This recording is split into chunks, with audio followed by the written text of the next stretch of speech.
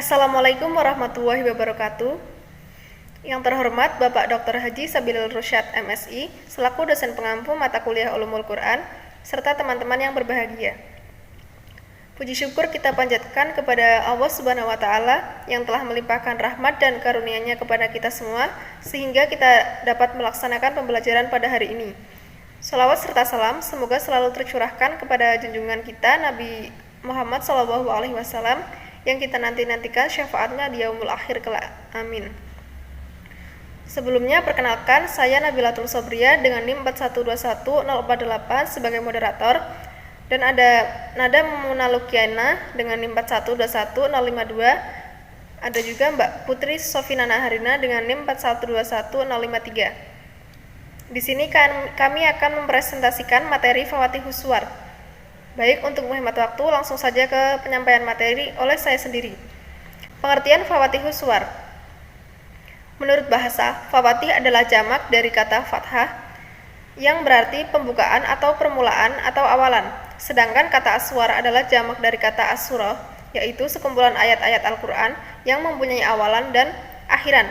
Secara etimologis, Fawatihus Suwar berarti pembukaan-pembukaan surat karena posisinya di awal surat-surat dalam Al-Quran. Seluruh surat Al-Quran dibuka dengan 10 macam pembukaan dan tidak satu surat pun keluar dari 10 macam pembukaan itu. Setiap macam pembukaan itu mengandung rahasia tersendiri sehingga sangat penting untuk dikaji. Selanjutnya, macam-macam Fawatihus Suwar. Yang pertama, pembukaan dengan pujian kepada Allah atau al-istifah al-isna. Pujian kepada Allah ada dua macam, yaitu yang pertama, menetapkan sifat-sifat terpuji kepada Allah dengan menggunakan salah satu lafal berikut seperti memakai lafal hamdalah dan memakai lafal tabarakalladzi. Yang kedua, mensucikan Allah dari sifat-sifat negatif dengan menggunakan lafal tasbih. Yang selanjutnya kedua, pembukaan dengan huruf-huruf yang terputus-putus atau istighfar bil ahruf al-muqatta'ah. Pembukaan dengan huruf-huruf ini terdapat dalam 29 surat dengan memakai 14 huruf tanpa diulang. Penggunaan huruf-huruf tersebut dalam pembukaan surat-surat Al-Quran disusun dalam 14 rangkaian yang terdiri dari kelompok sederhana, kelompok yang terdiri dari 2 huruf, kelompok yang terdiri dari 3 huruf, dan kelompok yang terdiri dari 4 huruf. Selanjutnya ketiga, pembukaan dengan panggilan atau al-istifah bil al-nida. Nida ini ada 3 macam, yaitu nida untuk Nabi, nida untuk kaum muslimin, dan nida untuk umat manusia. Selanjutnya, 4. Pembukaan dengan kalimat atau jumlah khobariyah, al-istifah bi al-jumlah al-khobariyah.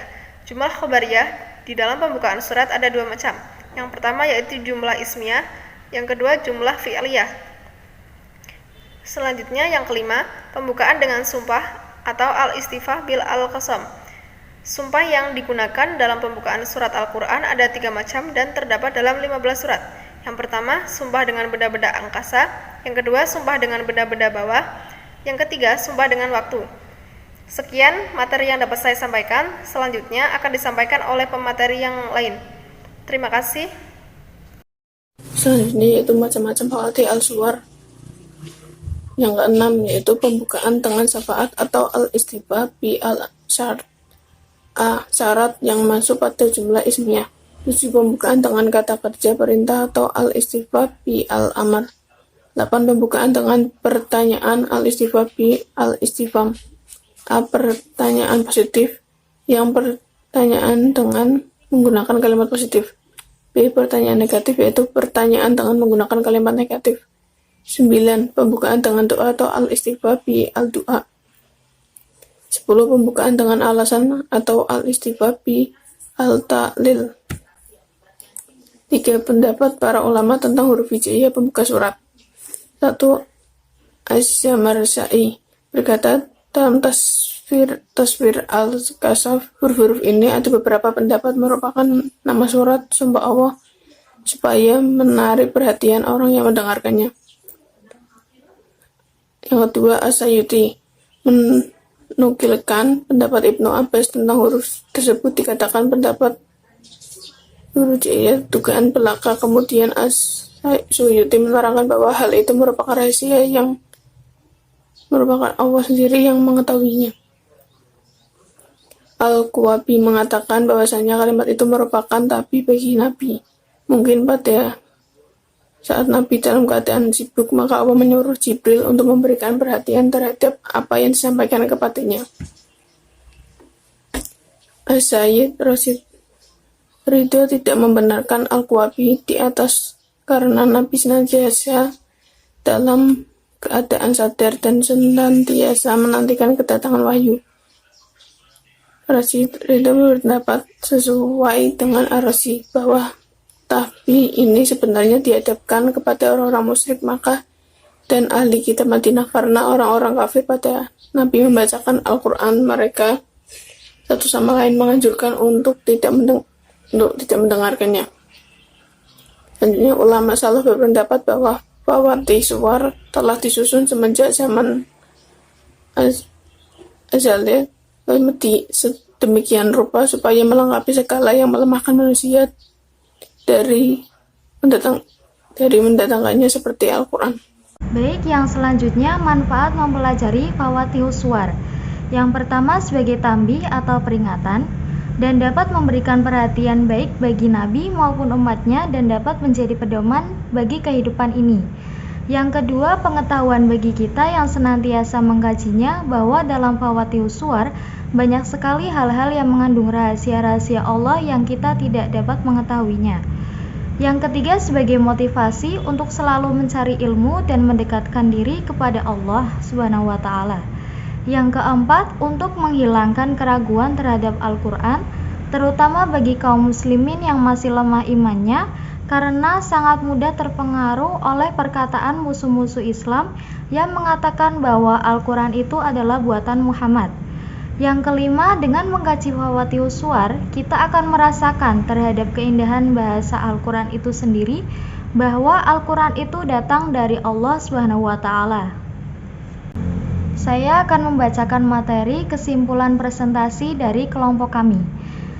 Fawatihus suwar berarti pembukaan-pembukaan surat, karena posisinya di awal surat-surat dalam Al-Quran. Seluruh surat Al-Quran dibuka dengan 10 macam pembukaan dan tidak satu surat pun keluar dari 10 macam pembukaan itu. Setiap macam pembukaan itu mengandung rahasia tersendiri, sehingga sangat penting untuk dikaji. Ada beberapa pendapat para ulama tentang huruf hijaiyah pembuka surat seperti Az-Zamakhsyari, As-Sayuti, Al-Quwaibi, As-Sayyid Rashid Ridho, dan ulama salaf. Ada beberapa tujuan mempelajari fawatihus suwar, yaitu sebagai tambih atau peringatan dan dapat memberikan perhatian baik bagi Nabi maupun umatnya dan dapat menjadi pedoman bagi kehidupan sebagai pengetahuan bagi kita yang senantiasa mengkajinya bahwa dalam fawatihus suwar banyak sekali hal-hal yang mengandung rahasia-rahasia Allah yang kita tidak dapat mengetahuinya.